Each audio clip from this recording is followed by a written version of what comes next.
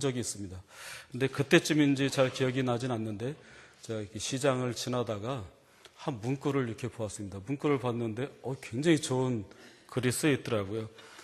나중에 그 인터넷에서 그 글을 찾아봤더니 그 고은이라는 그 시인의 그 꽃이라는 그러한 시였습니다. 짧은 시였는데 이런 내용입니다. 내려갈 때 보았네, 올라갈 때 보지 못한 그 꽃. 이게 시 내용입니다. 내려갈 때 보았네, 올라갈 때 보지 못한 그 꽃. 이게 무슨 뜻이냐면은 우리가 정상을 올라가려고 할 때 어떤 목표를 정하고 그 목표를 이루려고 최선을 다해서 올라가려고 할 때 그때는 좀 시야가 좁아집니다. 그냥 목표만 바라보고 올라갑니다. 그 목표를 이루려고 다른 생각하지 않고 그냥 하나만 쳐다보고 올라갑니다. 그러니까 그 정상을 향해서 올라갈 때에는 주변의 것이 잘 보이질 않습니다. 오직 정상을 향해서, 목표를 향해서 한 곳만 보고 올라갑니다. 시야가 굉장히 좁아지죠. 그런데 그 목표를 때로는 이루고 목표를 다 이뤘습니다. 그래서 정상에 올라갔습니다. 근데 다 이뤘는데 올라가서 보니까 좀 허전해요. 이러고 보니까 별것 아니에요. 그리고 정상에서 내려갑니다. 그때는 올라갈 때 보지 못했던 것들이 막 보입니다. 올라갈 때 보지 못했던 꽃도 보이고 때로는 생명력 넘치는 잡초도 보이고 새도 보이고 바람이 불고 바람이 불 때 흔들리는 그 나뭇잎이 이쁘기도 하고 아름답기도 합니다. 또 때로는 목표를 이루지 못하고 좀 힘든 마음으로 내려갈 때 그때도 올라갈 때 못 봤던 것이 보입니다. 그제서야 보입니다. 내려갈 때는 많은 것이 보입니다. 이쁜 꽃도 보이고 평소에 보잘것 없었던 것들도 다 눈에 들어옵니다. 참 이것은 우리들에게 시사해 주는 바가 큰데요. 우리들도 좀 무엇을 하든지 너무 빨리 말고 한 곳만 바라보지 말고 주변도 좀 바라보면서 천천히 살피면서 올라가면 참 좋을 것 같습니다. 하나님이 창조해 놓으신 것 이것저것 다 보고 저것도 아름답고 이것도 아름답고 저 위에 있는 것도 아름답고 밑에 있는 것도 아름답고 참 아름다운 것들이 많다. 만져보기도 하고 때로는 냄새도 맡아보고 때로는 사진을 찍고 또 마음에 저장도 하고 그렇게 좀 했으면 좋을 것 같습니다.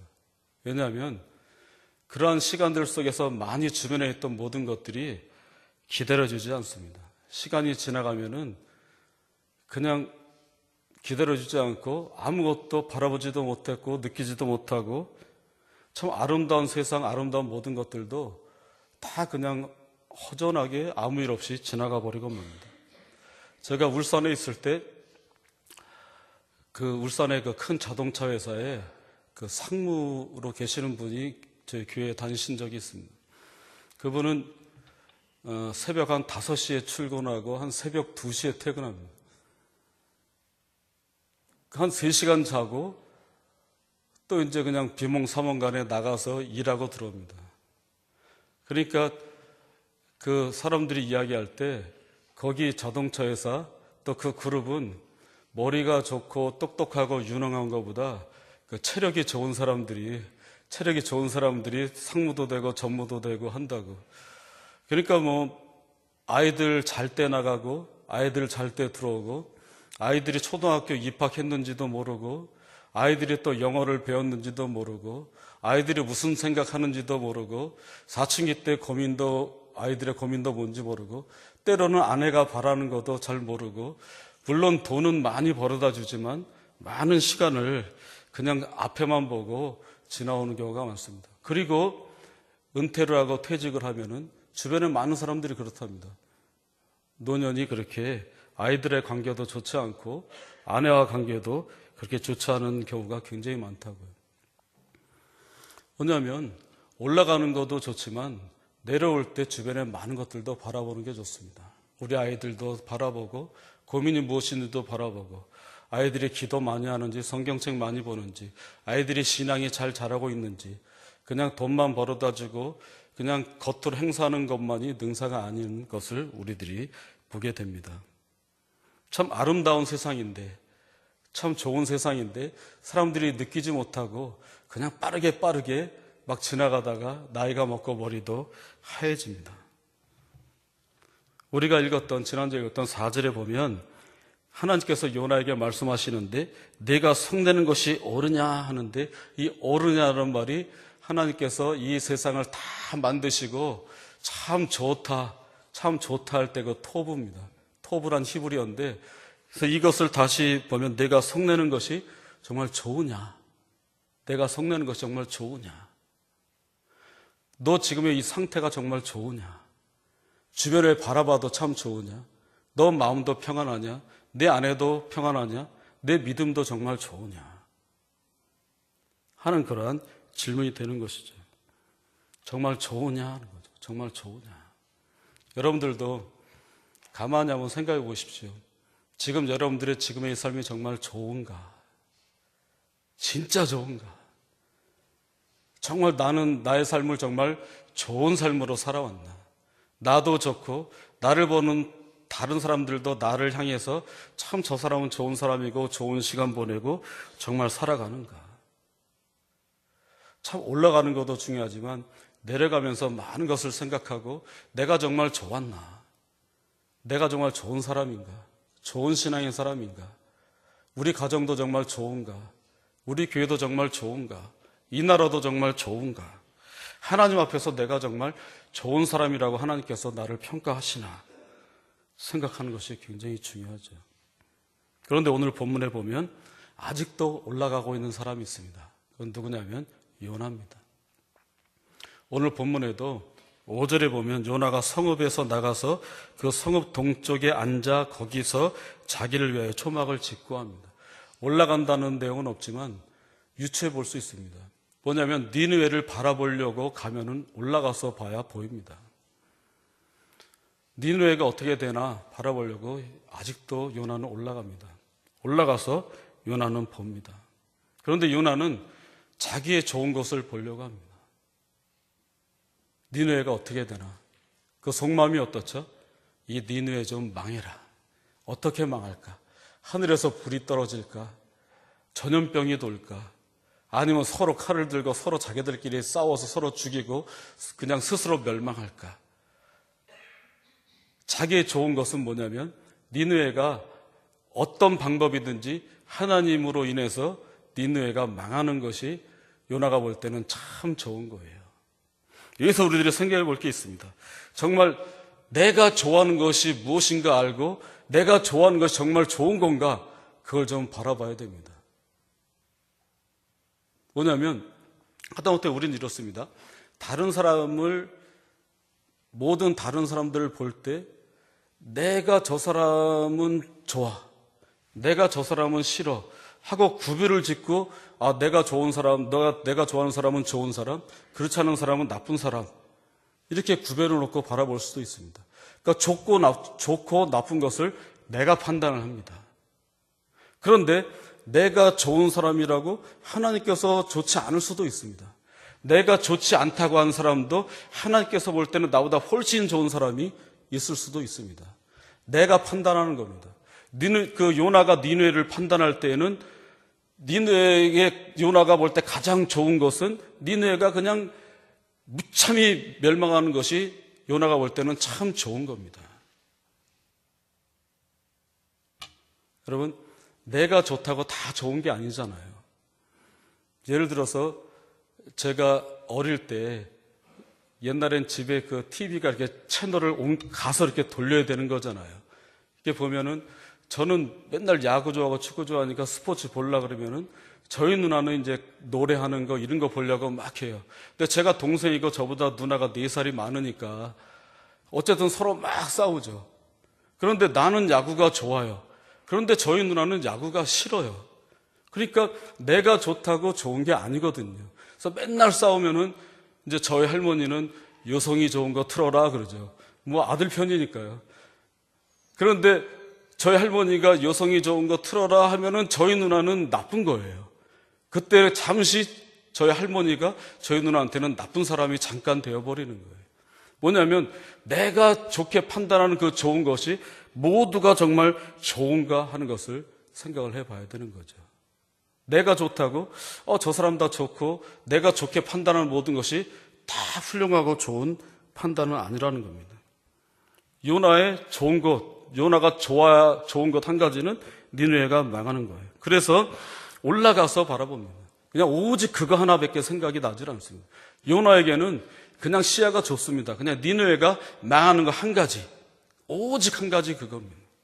우리 찬양할 때 내가 원하는 한 가지 있잖아요, 그렇죠? 주님의 그 뜻 받들어 살아가는 것이 내가 좋아하는 한 가지인데 요나의 좋아하는 한 가지는 주님의 뜻이 아니라 니느웨가 망하는 그것이었습니다. 그래서 5절의 중간에 보면 자기를 위하여 초막을 짓습니다. 그리고 그 초막을 지은 곳에 그늘에 앉습니다. 그래서 쾌적합니다. 그 더운 그 날씨에 자기를 위해서 초막을 짓고 그늘에 들어가 앉으니까 쾌적합니다. 그래서 그때 요나의 마음은 샬롬입니다. 참 편안합니다. 그리고 바라봅니다. 이제 불이 꺼지고 영화가 시작될 때 영화를 바라볼 때 이제 이 영화는 얼마나 재미있을까 하는 그 마음으로 시원한 곳에서 니느웨가 망하게 될 영화를 보려고 이렇게 쫙 기도하고 그 준비하고 있습니다. 그때 요나의 마음은 샬롬입니다. 그런데 어때요? 이미 요나만 샬롬이었고 다른 곳에는 샬롬이 다 있어요. 요나만 샬롬이 없어요.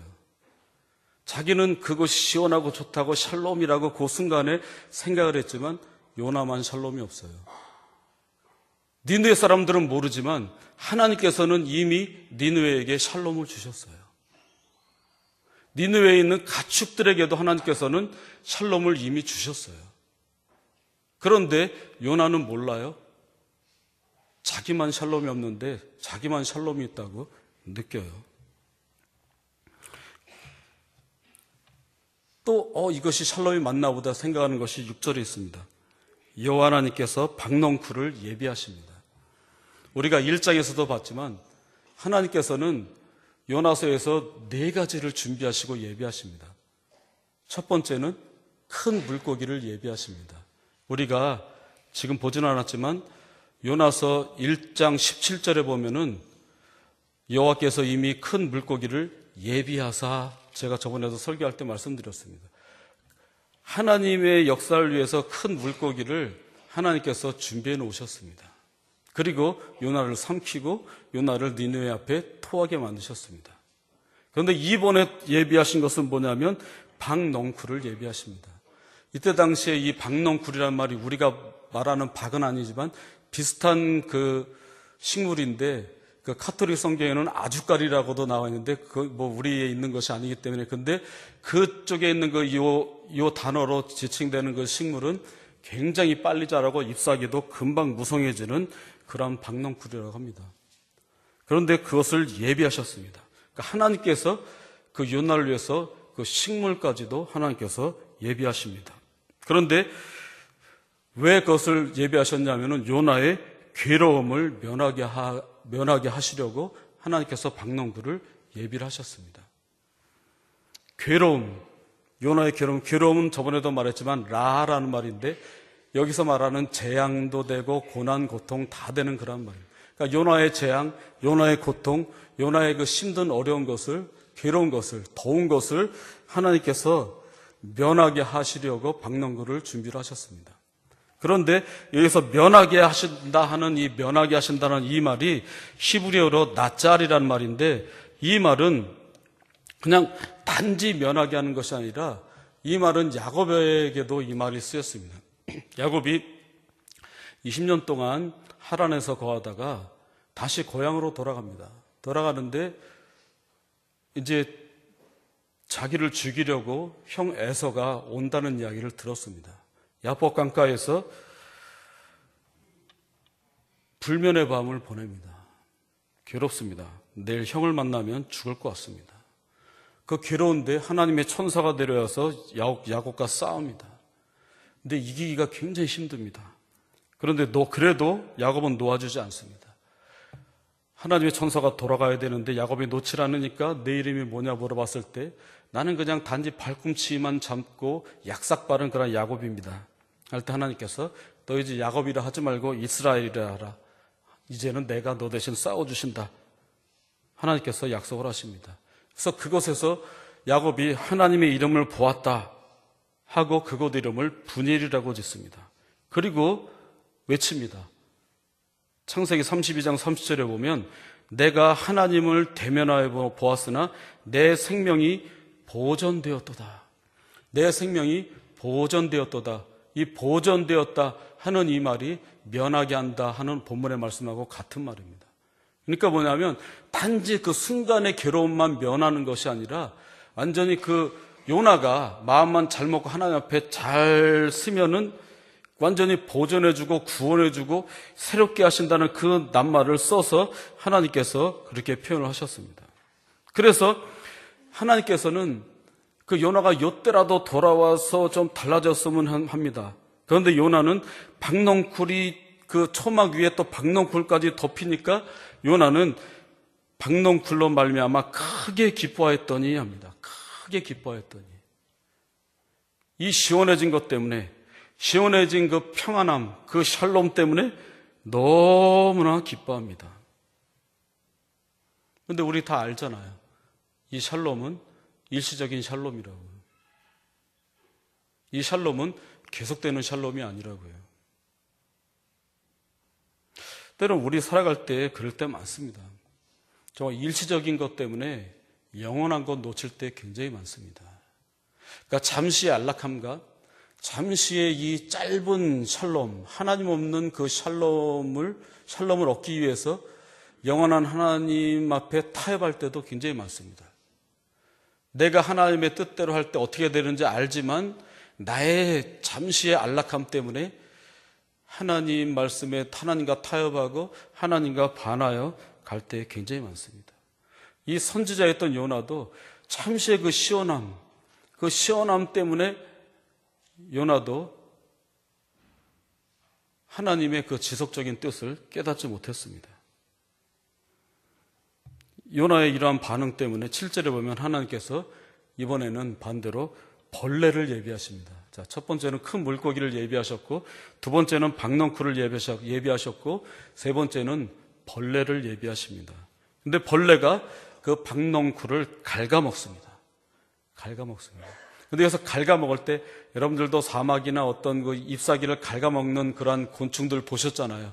근데 그 정도로 갉아먹는다는 뜻이 아니라 이 갉아먹었다는 이 말의 뜻이 낙하라는 말인데 그래서 일격을 가한다는 뜻이에요. 일격을 가한다.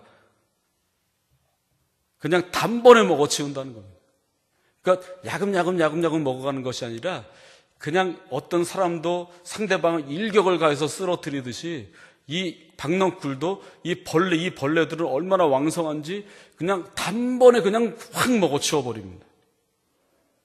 그래서 이 박넝쿨이 시들어 버립니다. 거기다가 8절에 보면 설상가상 하나님이 이번에는 뜨거운 동풍까지도 예비하십니다. 네 번째 것까지 예비하십니다. 예비하셔서 그 초막에 박넝쿨이 없어지고 낮에 햇빛이 강한데 그냥 동풍이 그 머리에 쪼인다 그럽니다. 머리에 쪼인다. 이 머리에 쪼인다 이 말도 갉아먹었다는 그 낙하란 말하고 똑같은 말입니다. 그러니까 뭐냐면 머리에 쪼이는데 그 뜨거움이 일격에 뜨거워지는 겁니다. 그러니까 그냥 잠시 그냥 순간적으로 번개처럼 착착착 그냥 갉아먹은과 동시에 머리가 그냥 너무나 뜨거워지고 그래서 정신이 혼미해질 정도로 요나가 괴롭습니다. 그때 요나의 반응이 이렇습니다. 8절에 보면 스스로 죽기를 구하여 이르되 사는 것보다 죽는 것이 내게 나으니이다. 참 그 말을 좀 함부로 하는 경우가 좀 있는 것 같습니다. 물론 힘들었겠죠.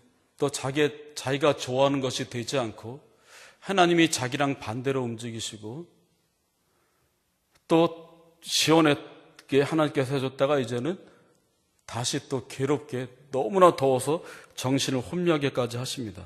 근데 그렇다고 요나의 반응이 너무 큽니다. 스스로 죽기를 구합니다. 그리고 사는 것보다 죽는 것이 내게 낫다.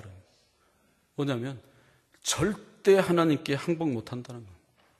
절대 순종하지 않겠다는 겁니다. 이건 뭐냐면 하나만 아는 그러한 그 광적인 신앙이 좀 그렇습니다. 우리도 좀 신앙할 때 정말 신앙 잘해야 됩니다. 너무나 딱딱하고 하나만 알고 타협이 없는 그런 그 견고한 그 잘못된 신앙의 모습이 있을 수도 있습니다. 이것이 다인 줄 알고 그것이 아니면 아닌 줄 알고 그냥 거기에 목숨 거는 경우가 굉장히 많습니다. 또 우리들 기도할 때 좀 잘못 구할 때 있죠. 하나님 내가 이거 기도합니다. 이거 아니면 하나님 아닌 줄 알겠습니다. 하고 자기가 규정해버리고 기도할 때 있습니다. 물론 열심히 기도하는 것은 좋지만 그냥 기도의 제목을 구하고 이것이 이루어지지 않으면 하나님의 뜻이 아닌 줄로 믿습니다 하면서 하나님 그러나 절대로 해줘야 됩니다 하고 본인이 규정하고 기도하는 경우가 있습니다. 요나가 그런 거죠. 절대로 하나님께서 이렇게 하셔도 내가 아는 하나님은 이러면 안 됩니다. 내가 아는 하나님은 이러면 안 됩니다.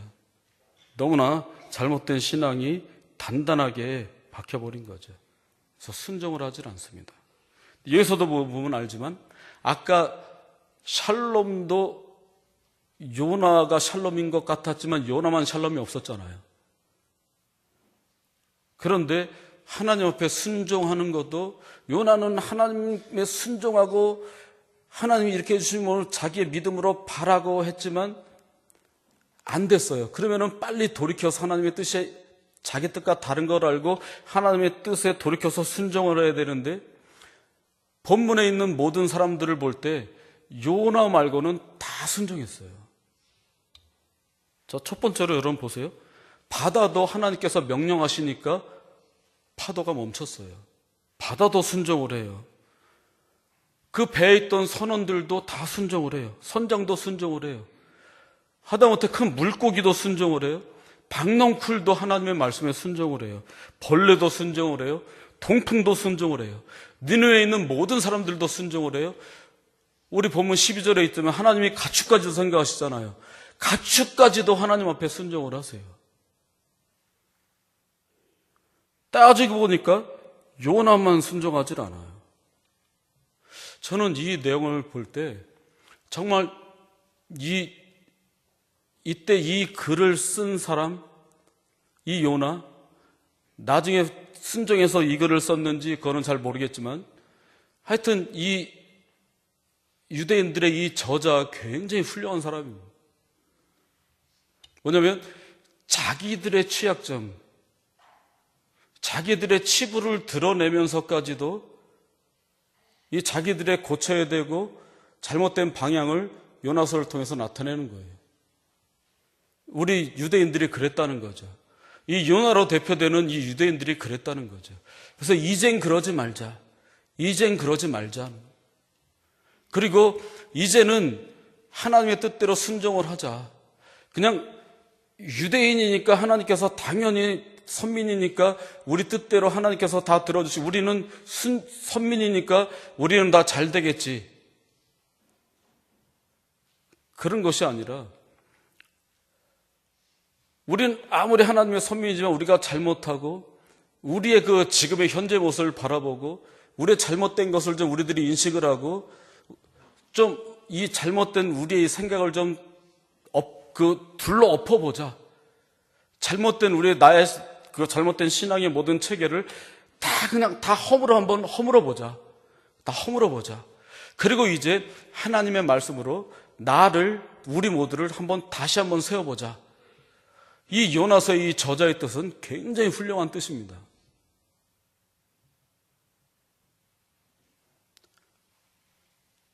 그런데 안타깝게도 이러한 훌륭한 저자와 이런 훌륭한 글이 지금도 이스라엘 사람들도 요나서를 읽고 하지만 그렇게 달라지지 않은 거죠. 이때는 정말 대호각성하고 저 종교개혁의 심정으로 요나서를 쓰고 자기들의 그 잘못된 신앙, 일방적인 선민사상 이런 것을 다 엎어보자, 다 바꿔보자 하고 이 글을 썼는데도 좀 지나가고 나서는 별반 다를 게 없었다는 거죠. 참 이걸 보면 또 정말 인간의 취약성이에요. 그리고 정말 죄의 강함이 정말 여기 있고 우리의 신앙의 미약함도 바로 여기 있어요. 아마 저도 느끼고 여러분들도 느끼는 것이 바로 그걸 겁니다. 얼마나 어리석어요. 똑같은 걸 가지고도 약간의 종류만 달리할 뿐이지 하나님 앞에 얼마나 우리 연약하고 하나님 앞에 정말 잘못된 거 용서함 구하고 새롭게 하겠습니다 얼마나 되풀이해요.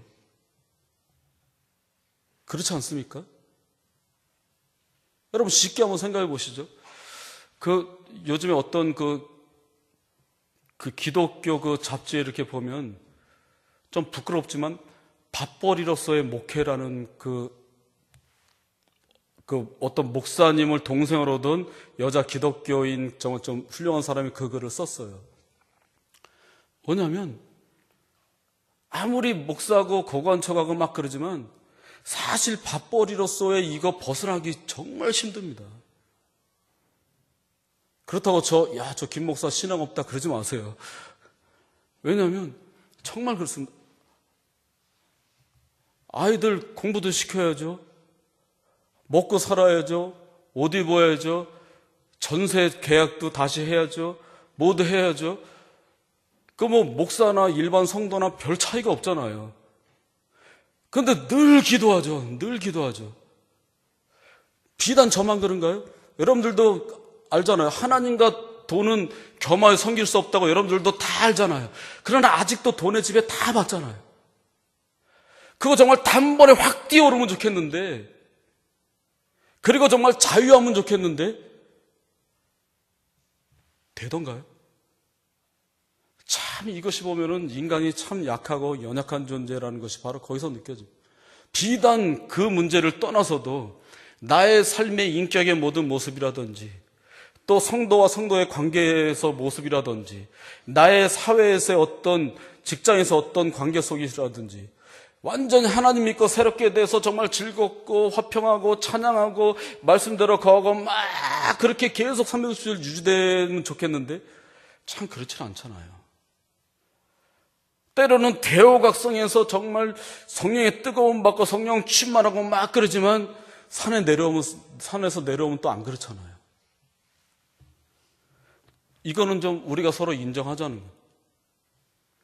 그리고 이 연약함 때문에 하루하루 매일매일 하나님 앞에 늘 기도하고 늘 되새기고 다짐하지 않고는 정말 살아갈 수 없는 것이 이 인간의 연약함입니다. 유대인도 마찬가지고요. 아마 이건 누구라도 예외가 아니라고 생각이 됩니다. 참 내가 은혜 받을 때는 참 당연해요. 그런데 다른 사람이 은혜 받고 내가 싫어하고 내가 인정하지 못하는 사람들이 은혜 받으면은 싫어요. 은혜 받는 그 사람도 내가 좋아하는 그것도 내가 규정을 할 때 너무나 힘들어요. 다른 사람의 고통 내가 괜찮으면은 별로 신경 안 써요.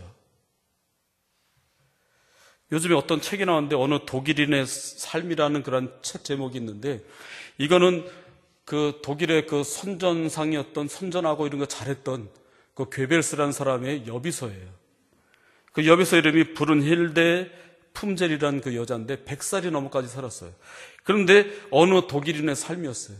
그 사람하고 인터뷰를 한 거예요.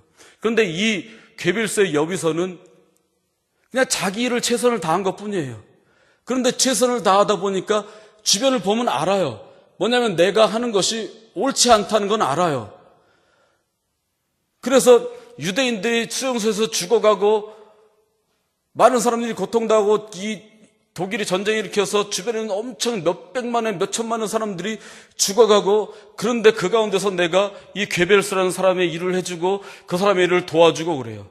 그런데 그 순간에 아는데 나는 그 사람을 통해서 돈을 받고 지위도 인정받고 하니까 고통당하는 유대인이나 이런 사람들의 고통을 알지만 아프진 않아요. 그러니까 나만 평안하면 되는 거예요. 내가 은혜 받으면 되는 거예요. 그런 사람들에게 9절에 하나님께서 말씀하시죠. 박넝쿨 때문에 성냄이 오르냐. 박넝쿨 때문에 성냄이 오르냐. 그런데도 또 요나는 내가 성내어 죽기까지 할지라도 오르니이다.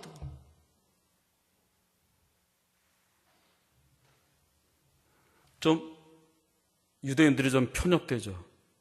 유대인들만의 신앙을 갖고 있죠. 자기들만의 평안이죠. 이방인들의 평안은 생각하지 않는 거죠.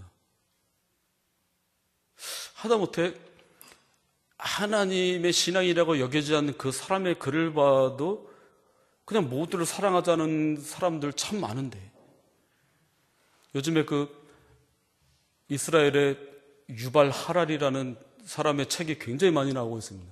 근데 이렇게 내용을 보면은 약간 좀 유신론적, 좀 진화론자 같아요. 그러니까 유대인이지만 이렇게 그 유대인으로서의 신앙은 갖고 있는 것 같지는 않아요. 근데 그 사람이 그 책을 쓴 게 호모 사피엔스예요. 여러분들 호모 사피엔스 사람의 종을 이야기한다 그러잖아요. 호모 사피엔스. 그런데 그 사람이 말하는 것은 그냥 인간의 진화의 최종적인 사람이 호모 사피엔스다 하는 그 얘기를 하는 것이 아니라, 이 유발 하랄이라는 사람이 하는 얘기는 뭐냐면 이렇다는 거죠. 한국 사람, 일본 사람 사이가 안 좋으니까 서로 막 싸운다 이거예요. 독일 사람, 프랑스 사람 뭐 서로 사이 안 좋고 막 싸운다 이거예요.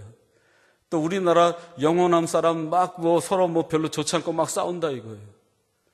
그런데 백인이 흑인들 괴롭히고 노예로 삼고 죽이고 때리고 했던 시절도 굉장히 많고, 지금도 인종차별하고 막 그런 세상이 많다는 거예요. 차별되고 누구는 뛰어나고 누구는 낮고 누구는 잘 살고 누구는 못 사는 것이 당연하다 여기는 사람들이 굉장히 많다는 거예요. 그런데 생각을 좀 달리 해보자는 거죠. 백인이나 흑인이나 한국 사람이나 일본 사람이나 중국 사람이나 미국 사람이나 모두가 다 호모사피엔스 아니냐. 똑같은 종 아니냐. 똑같은 종 아니냐. 그러면은 똑같은데 뭘 서로 낮고 서로 높고 서로 낮고 그런 것이 무슨 의미가 있느냐. 진화론적 사고를 갖고 있는 그 사람도, 하나님을 믿는 것 같지 않은 그 사람도 서로 차별하고 서로 파벌을 짓고 싸우지 말자 하는 것을 그 글을 통해서 이야기를 하는데, 이 하나님을 믿고 섬긴다는 유대인, 또 우리도 너무 얘기할 때 교회와 세상 이렇게 나누는 경우가 많지만 그것도 저는 올바른 그 표현은 아니라고 생각을 해요. 나누면 안 된다는 거죠. 교회와 세상 같이 있는 거죠. 같이 있는 거. 그런데 유대인들도 나누는 거예요. 유대인과 이방인. 그래서 다른 이방인 저 니느웨가 샬롬을 얻는 것, 구원을 얻는 것, 요나는 죽어도 싫다는 거예요. 내가 죽어도 하나님 말씀 따르지 못하겠습니다. 하나님께서 10절, 11절에서 이야기하죠. 요나에게 말씀하죠. 네가 박넝쿨도 아끼는데, 내가 재배도 하지 않고 수고도 하지 않은 이 박넝쿨도 아끼는데, 이 큰 성읍 좌우를 분변하지 못하는 12만 명이나 되는 이 사람들, 그리고 가축도 굉장히 많이 있는데 내가 어찌 아끼지 않겠느냐. 내가 어찌 아끼지 않겠느냐. 여기서 아낀다 하는 이 말이 후스라는 말인데 불쌍히 여긴다는 겁니다. 불쌍히 여긴다. 여러분, 이 어찌 아끼지 않겠느냐. 이 이방 나라 니느웨도 내가 어찌 아끼지 않겠느냐. 사실 하나님의 이 말씀 때문에 저와 여러분들도 살고 있습니다. 하나님의 이 불쌍히 여기심, 이것 때문에 우리도 살고 있습니다. 여러분, 우리는 니느웨보다 더 신앙이 있고 더 뛰어난가요? 이 땅, 이 대한민국도 니느웨보다 더 도덕적으로 깨끗하고 정갈하고 하나님 앞에 구원받기 좋은 우리들의 이 땅의 모든 모습인가요? 하나님의 불쌍히 여기심 때문에 우리도 지금 호흡하고 있습니다. 아마 우리가 죄 지은 불량대로 하나님께서 그때그때 심판하시고 윤화의 바람대로 완전히 니느웨를 멸망하게 하듯이 그러한 기준으로 멸망하게 한다면 이 땅도 우리들이 살아날 방법이 없습니다. 하나님의 불쌍히 여기심 때문에 우리도 지금 호흡하고 우리도 살아가고 있습니다. 이 하나님의 불쌍히 여기심이 예수님에게도 이어져서 예수님께서도 우리를 불쌍히 바라보시죠. 예수님께서는 아픈 사람 그냥 지나치지 못합니다. 굶고 있는 사람 그냥 지나치지 못합니다. 마지막 십자가에 달리기 전에도 그 이리 뛰고 저리 뛰는 베드로를 보면서도 불쌍히 여기십니다. 베드로가 한 번 부인하고 두 번 부인하고 세 번 부인할 때도 베드로를 눈물 흘린 눈으로 베드로를 불쌍히 바라보십니다. 하다못해 이리 뛰고 저리 뛰는 칼을 휘두를 때 베드로 때문에 귀가 떨어졌던 그 대제사장의 사람 말고도 불쌍히 여기셔서 예수님께서는 그 떨어진 귀를 붙여주십니다. 이 말고라는 사람의 이름이 나와 있잖아요. 이 이름이 나와 있다는 건 뭐냐면 이때는 대제사장의 사람이었지만 말고라는 이름이 나온 것으로 봐서 이후로는 예수님을 따르는 사람이 됐다는 뜻이에요. 이 예수님의 불쌍히 여기심 때문에 대제사장이 앞장서고 예수님을 잡으려고 했던 말고도 달라지는 거예요. 예수님의 제자들이 예수님 십자가 달리기 전에 도망을 갑니다. 어떤 제자는 옷도 입지 못하고 도망갑니다. 그 도망가는 제자들의 뒷모습을 보면서도 예수님은 불쌍히 여기십니다. 자기를 죽이려고 하는 대제사장을 보고도 예수님께서는 불쌍히 여기고 저들에게 죄를 돌지 말아달라고 하나님 앞에 기도합니다. 서기관을 보면서도 기도합니다. 그리고 예수님께서 예루살렘에 올라오실 때 호산나 다윗의 자손이로다 했던 사람들이 나중에는 예수를 죽여라 하는 그 무지몽매한 군중들을 보면서도 예수님께서는 불쌍히 여기시고 바라보십니다. 십자가 위에서 자기를 따르는 여인들을 바라보시면서 또 자기의 육신의 어머니 마리아를 보면서도 예수님께서는 불쌍히 여기시면서 그를 바라보십니다.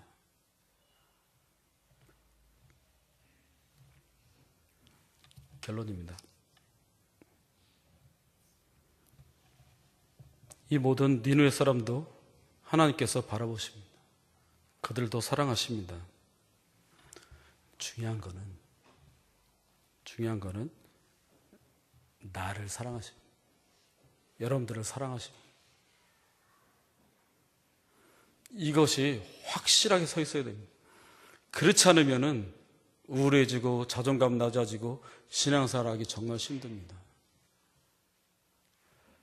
니느웨 그 죽어가는 이방 사람들이 한 번 돌아왔을 뿐인데도 그들을 구원해 주신 그 하나님이 하물며 저와 여러분들 늘 새벽마다 또 때마다 또 삶 속에서 하나님의 말씀대로 살려고 정말 이전투구하고 투쟁하고 그냥 사력을 다해서 때로는 넘어지고 괴롭고 하나님 앞에 울기도 하지만 그러한 우리 모두를 하나님께서는 사랑하십니다. 하나님께서는 우리 모두를 그런 식으로 사랑하십니다. 하나님께서는 나를 정말 사랑하신다. 그래서 내가 은혜 받고 정말 다르다. 자다가 어떤 날은 새벽에 깨서도 하나님께서 나를 정말 사랑하시는구나. 벅차서 정말 감사합니다 하고 다시 깊은 잠을 잘 수 있고, 하나님께서 나를 사랑하신다. 내가 괴롭고 힘들고 어렵고 넘어지고 몸이 아프고 괴로울 때도 하나님께서 이 나를 사랑하신다 할 때 정말 하나님 정말 감사합니다. 하나님 나를 고쳐주시고 새롭게 하시고 일어날 수 있도록 하나님 좀 도와주십시오.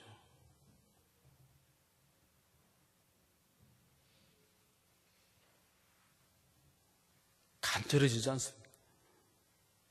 간절해되지 않습니까? 하나님이 나를 정말 사랑하십니다. 이 정말 보잘것없고 여러분들 자신 솔직히 바라보십시오. 저도 제 자신 솔직히 바라봅니다. 정말 별거 아닙니다. 때로는 말씀 전하러 이 강대상 올라올 때 괴로울 때 정말 많습니다. 정말 이따위 모습으로 내가 이 하나님의 말씀을 이 고귀한 시간에 이 성도들 앞에 정말 전해야 되는가. 그렇게 연약한 존재지만 그래도 하나님께서 나를 사랑하신다. 그 사랑하심 하나 믿고 그래도 하나님 용서해 주시고 새롭게 되고 이 부족하지만 이 성령께서 역사에서 하나님 말씀 전할 때 온 성도들이 달라지고 은혜 받고 힘 얻게 좀 도와주십시오. 하고 감이 올라오는 거죠.